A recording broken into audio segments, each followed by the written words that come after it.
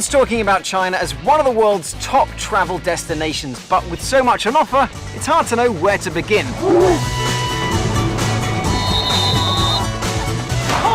Now you can follow a group of Lonely Planet authors as they hit the road to discover the best that China has to offer. Caught in Yangcheng Lake and tied personally. Head chef now. In this episode, they get a taste of the food that built a nation.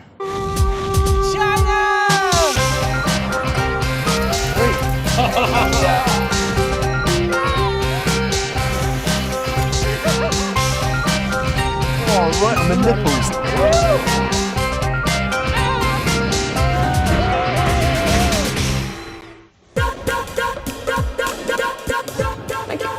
China's cuisine stretches back over 400,000 years, so this is a country that spent a lot of time getting the recipe just right. Eating here is steeped in symbolism and ritual. In fact, the Chinese are so serious about maintaining the yin and the yang in their cooking that Confucius was once quoted as saying he'd rather starve to death than eat with the wrong soy sauce. Travel across this vast land though and you'll soon discover that its cuisine is as varied as its geography. Each region has its own unique style and signature dish, and in the nation's capital, that dish is Beijing duck. We sent Lonely Planet author Daniel McCrohan off with a bicycle pump and asked him to discover the secrets of China's most famous meal.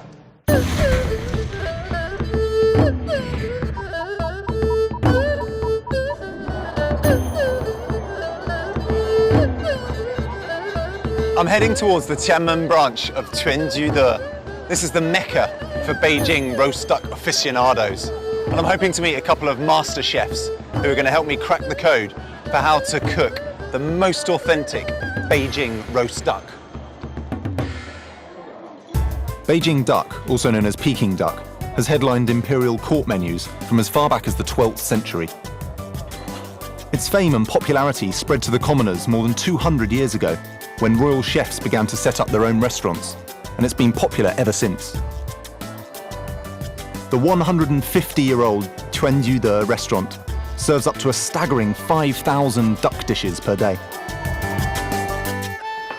Wow, we're entering the Quanjude Hall of Fame.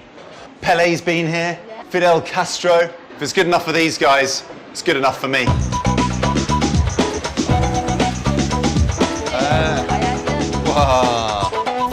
At the heart of every Beijing duck restaurant is a wood fire oven. They're crucial to give the duck its unique taste and texture. When the government threatened to ban all wood fire ovens during the 2008 Beijing Olympics to help reduce smog in the city, it caused a huge uproar from duck restaurants. To find out how to roast a whole duck in one of these, I'm meeting up with the restaurant's master chef, Chef Zhang. Hello, ni hao, ni hao. How long have you been roasting ducks at Quanjude? 31年了。 31年了. Wow, 31 years he's been here as a chef. This is the master. Well, let's go roast some ducks. Wow. I've heard that the skin is very important on the ducks, so in order to make them really, really crispy, people used to blow into them. I brought something which might be able to help for this. He's going to love this. I brought a bicycle bump. We can just fix this on to the bottom here, and then. 现在不用，现在不用了。我们有制作好的鸭皮。已经准备好了是吧? Okay, they've already prepared it, so there's no need. The process of preparing a duck is no simple operation. Through a small hole, the ducks have to be blown up like a balloon and massaged until the skin is separated from the body. The chefs then baste the duck with hot water to tighten and crisp the skin.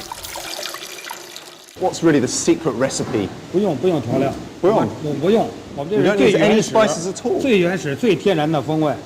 为什么用这个？我加糖的糖稀。Oh, they just use this because it looks good to make the colour of the duck that kind of lovely golden colour. Every bit of flavour is just pure duck. The ovens used by these chefs today are the originals from 1864, when this restaurant first opened. For fuel, they use Chinese date, peach or pear wood to give the duck a subtle fruity flavour. This is where the action really begins. This is where ordinary ducks become Peking roast duck. Okay, we're going to try and put the duck in the oven. Apparently this is something that only skilled chefs can do, but I'm going to give it a go. Look at this, use the jousting rod. it's too long. It doesn't fit in the mouth of the oven. See, the duck's got to fly into the oven.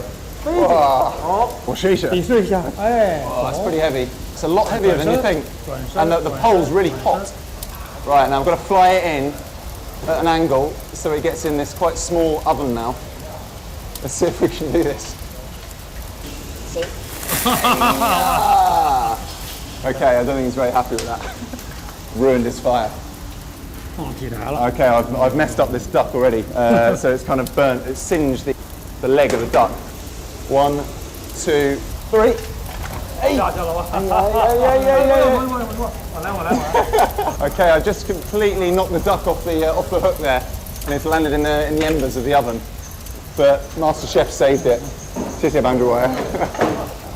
So these are all the ones that are done. He puts them over the fire just to give them an even roasting, because obviously some parts of the oven are slightly different heat to the others.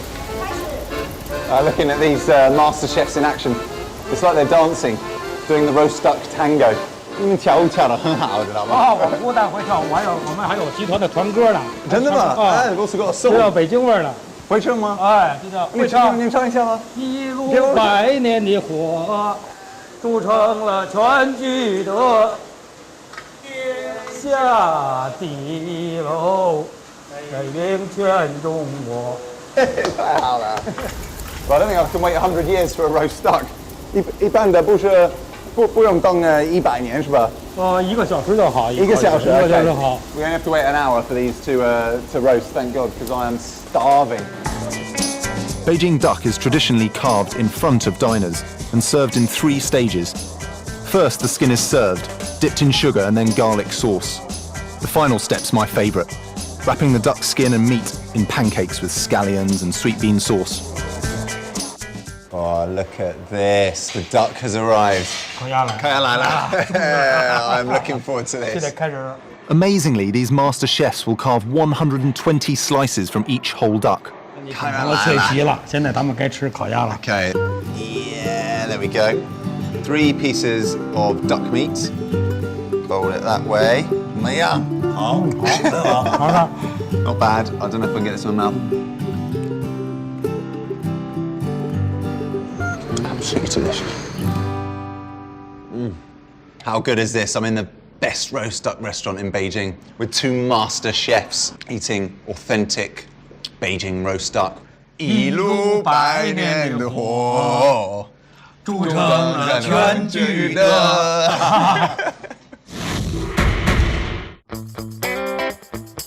In Shanghai, the locals source their favorite food from the Yangtze River Delta and the East China Sea. No marine life in these parts is safe from being plucked from the water and popped in the steamer. Eels, abalone, shark's fin and jellyfish all receive top billing, but there's one enigmatic dish that the locals prize above all others. Lonely Planet author Marika McAdam goes trawling for answers at the Tongchuanlu wet market.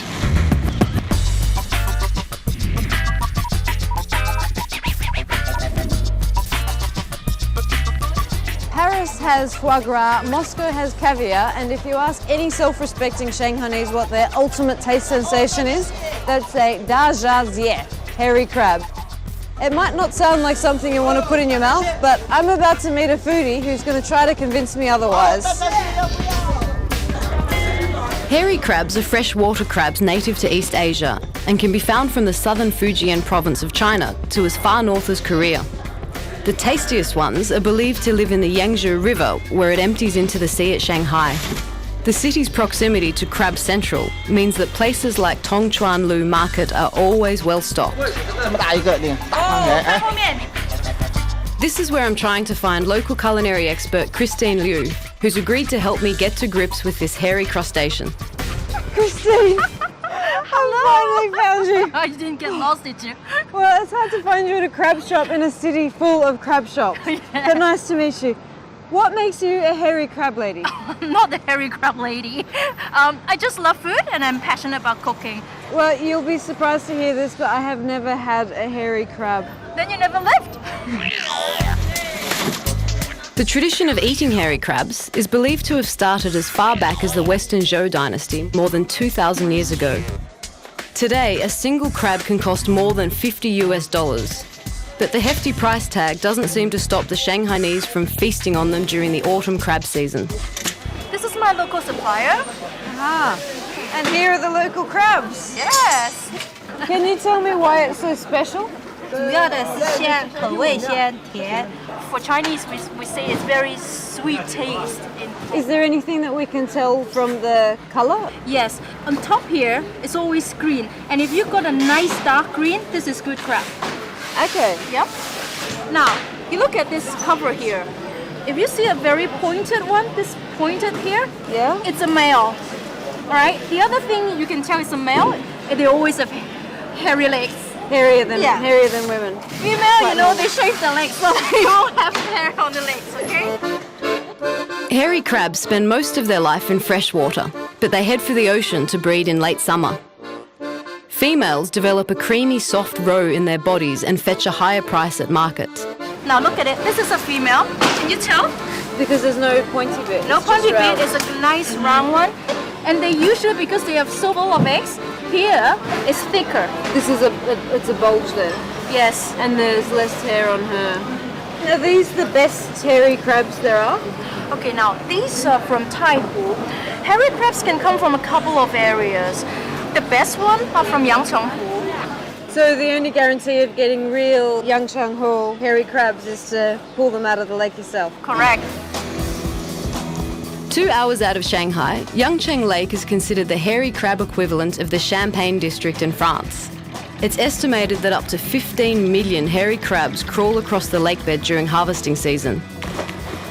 The clean water and shallow depth means sunlight helps grow the seaweed that these prized crustaceans feed on. Mr. Young, thank you so much for meeting with me. 欢迎你到阳澄湖来。 I have been tasked to get hairy crabs straight from the source at Yangcheng Lake, so who better to meet with than the head of the Hairy Crab Association? 我会带你挑选最好的阳澄湖大闸蟹，让你带回上海。谢谢. The harvest starts in late September, allowing the crabs to grow to maximum size. 现在他们两个人在做蟹。 Traditionally, fishermen would attract the crabs into their nets with a bright lamp, but these days a simple bait-filled net is used. Yangcheng Lake's hairy crabs are so revered in China that counterfeiters have been caught selling pricey imitations at market. Local producers now laser tag every single crab they catch. So you're tagging it so purchasers know that it's a real Yangcheng Lake crab. 对。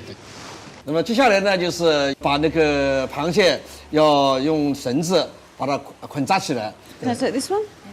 Okay, so how do we do this? 先这样两边把它压紧。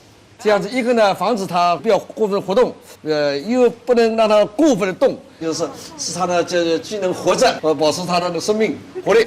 OK。 There you have it. Caught in Yangcheng Lake and tagged and tied personally.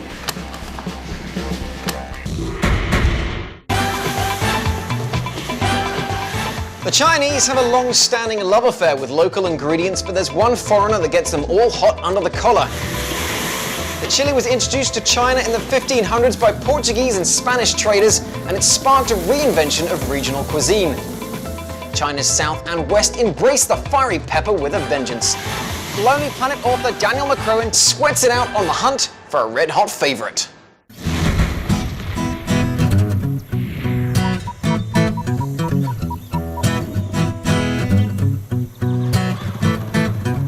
I've arrived in the village of Shaoshan, the birthplace of Chairman Mao, no less, as well as being the founder of the People's Republic of China and the most famous guy in China's modern history.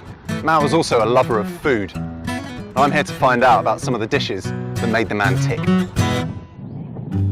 Hunan province has a reputation of cooking up some of China's spiciest cuisine, and even rivals the fiery palate of Sichuan dishes. Hunan's best-known resident, Chairman Mao, used to say the more chilies you eat, the more revolutionary you become. Mao 叔叔是吧？Hey, I'm Daniel. 欢迎你，欢迎你。 Ming Jun's family lived next to Mao Zedong for more than 20 years. He's offered to give me some insight into the life of the former communist leader. 这个就是我的家里。这是你的家？哎，我家就是说。挺大的，不错。哎，这对面就是毛主席故居。这个是毛泽东的家。哎，毛泽东故居。哇，那么近是吧？对。 Though Mao's legacy is not untainted, The local Chinese often show a deep respect when confronted with his image. Mao's home was a mass pilgrimage site in the 60s and 70s, and it's estimated that over 40 million people have visited Shaoshan for a glimpse of his birthplace. Looks like the kitchen. 这是厨房是吧？这是厨房。 So was this where he used to make 红烧肉？对，这他们做红烧肉是吧？就是家里要是办喜事儿，或者是办丧事，就要搞红烧肉，就用那个大锅来炒。Okay, so if they had guests around, they would cook Mao's favourite dish, Hong Shao Rou, in the big pot, serve it up to the families that came. We have an inscription down here. It was by the side of the kitchen that Mao Zedong had gathered the whole family together for meetings.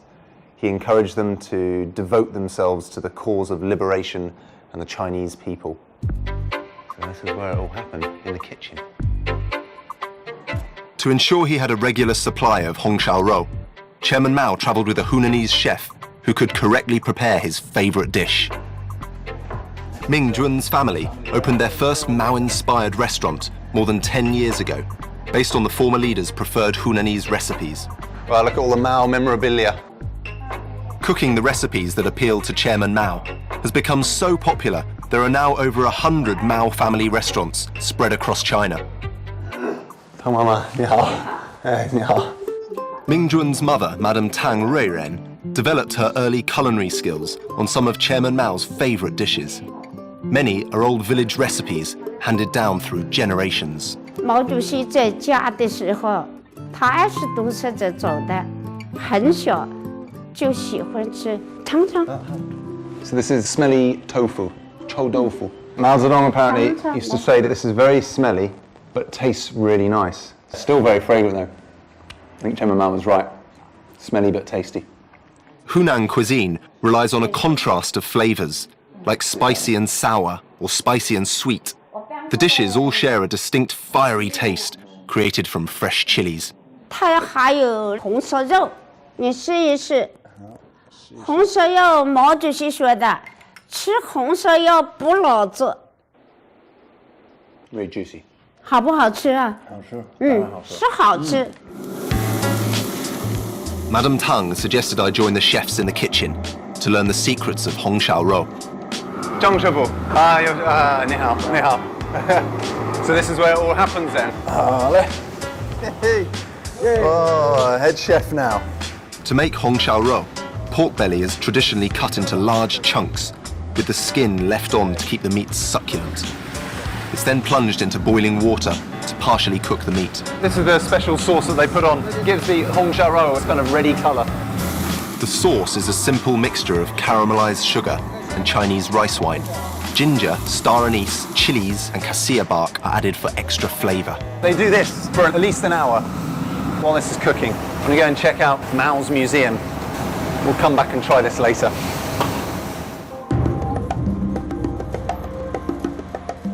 The Mao Relic Museum is spread over 19,000 square metres and contains over 1,000 of Chairman Mao's personal artefacts. This is apparently a giant replica of the seal that he used to use on his official letters. Apparently it's priceless. No detail is spared. On display are Chairman Mao's old manuscripts and even his worn-out old toothbrushes and cigarette tins. This is Chairman Mao's favourite bathrobe. Apparently it has 73 patches on it and he used it for more than 20 years. Chairman Mao wanted to live a very frugal life, so rather than just buy a new bathrobe, he'd patch it up. Chairman Mao eventually left Shaoshan to go and rule the country, but he came back in 1959, and this is a little mock-up of his homecoming. This reminds me actually, I've got to get back to the village, check out how my Hong Shao Rou, Mao's favourite dish, is getting along. Zhang Shufu, 回来了. Better put the hat on. 直接把一块一块的摆在这里就。这一块一块. Okay, one piece at a time, with the skin facing upwards. There we go. My very own Hong Shao Rou. I'm going to try it out on some of the customers. Hey, 你好, 你好. I want you to try out my very own Hong Shao Rou.